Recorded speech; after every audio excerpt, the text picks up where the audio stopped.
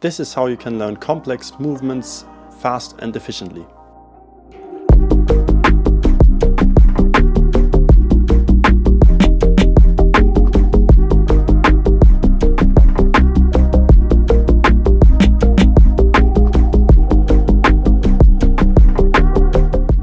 Learning a new movement in bouldering can be quite challenging, especially if it's more complex moves, like more new school style, like dinos and stuff like that. And in this video I will give you some tips on how to optimize your strategies to master a movement faster. And I will also show you how to incorporate movement practice in your training.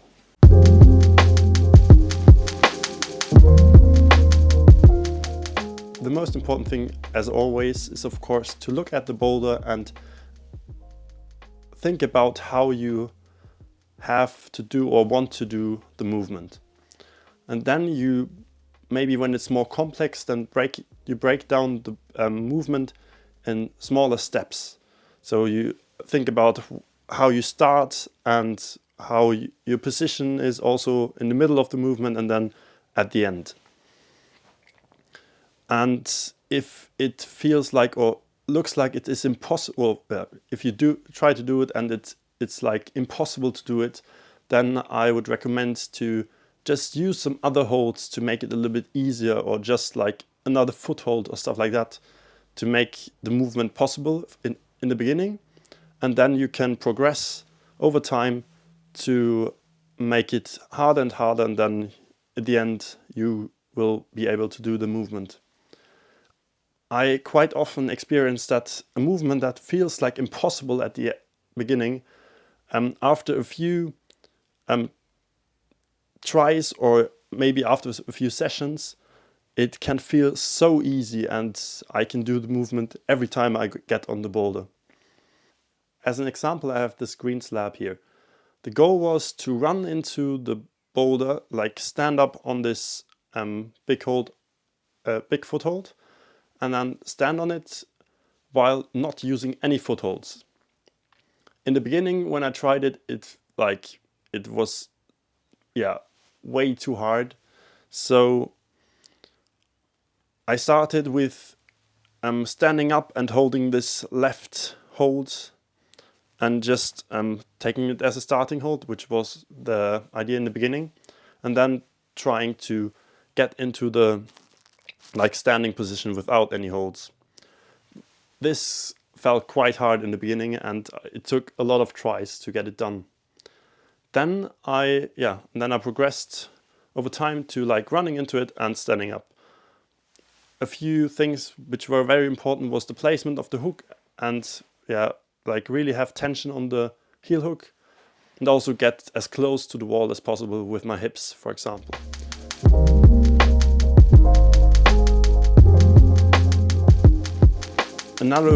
Another really good thing to do is to film yourself, not just to post it on Instagram, but also to analyze the movement. When you get into the boulder and you just climb it yourself, and then you realize, then you fall out and you realize, I have done something wrong. Sometimes you may not know precisely what you did wrong, or maybe not everything. So you maybe realized your hips were too far out of the wall, but maybe also your shoulders were not in the right position or stuff like that. And if you film yourself and then watch it back, you can really analyze and see what you have to do better. Of course, it's also nice when you climb with others and that others give you tips on how to optimize your movement. But I think still, if you climb with others, it's still nice to film, because then you can watch it back together and maybe see even more what you can do better in the next go.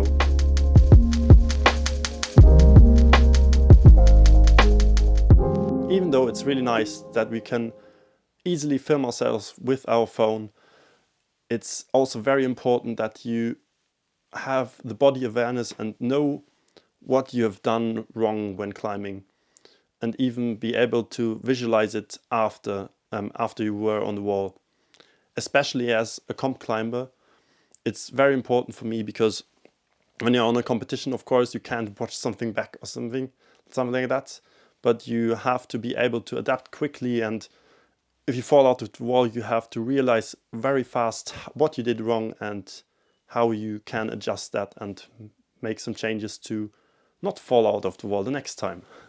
So also maybe sometimes practice, just maybe film yourself, but first when you get off the wall, think about what things you did wrong and what you can do better, what you think you did wrong, and then watch the video back and see if you were completely right or if there were some things you didn't realize when climbing. This is also, I think, a really nice thing to improve your body awareness and improve your climbing.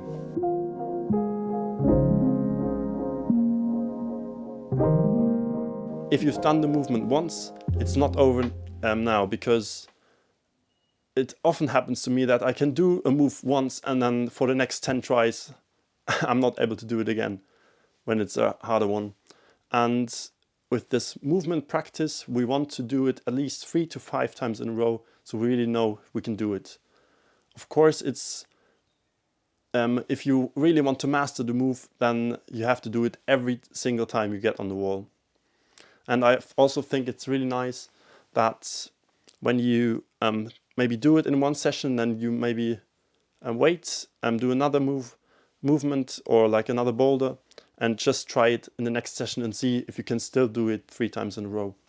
The best way to incorporate those movement practices is, I think, when you do it in your warm-up or also like at the end of a bouldering session. Just like when you've done a lot of hard boulders, then I often do like 15 minutes to half an hour just practicing other movements, and especially, for example, slabs and maybe easier dynos, which are not that hard on the body. Which is also another really nice thing about this, is that you, of course, can make a whole separate session just practicing movements, like 1 hour or something like that. And it's not that hard on the body, so you can like easily do it as an additional session if you still want to do some climbing, but maybe not that hard climbing, so it's not that hard on the body.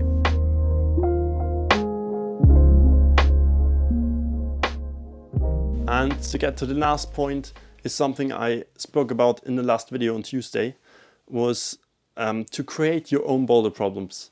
I think it's a very important thing to just keep being creative and come up with maybe funky moves and like have some fun creating some boulder problems. But it's also nice if you have like one movement you really want to practice. Often a bouldering gym has this move maybe once, twice or 3 times in the whole gym, and then you are out of boulders. But of course, if you just create your own movements and boulders, then you can create, like if you want to train a certain dyno, stuff like that, then you just can create several boulders of the same movement, but maybe with like different holds or like in a different direction and stuff like that, to really practice the move in all variations. I've done a lot of movement practice lately and in the last weeks and months, and I think it made me a much better climber. It helped me a lot. It's something, I think, when with all these new school boulders, it's often not the case that you're not strong enough, but also that you maybe lack the ability to, like, how do you call it? I don't know, to execute the move. And this is something I highly recommend you to practice, maybe even every session or every other session, to become a better climber. And if you have any other tips or like comments on my on this video, then please leave them in the comments down below. And also check out the video which appears somewhere here on the screen. I think here it is. And also, if you want to check it out, is my second channel I have with my friend Jan. it's somewhere here. It's called Move with Motion. We also upload some training tips on there, and lately we have been uploading a lot of videos from a bouldering comp at our local gym, so make sure to check that out too. And I see you guys in the next video, hopefully on Tuesday, for another 2-minute Tuesday like the last one. If you haven't seen that one, then also check that out.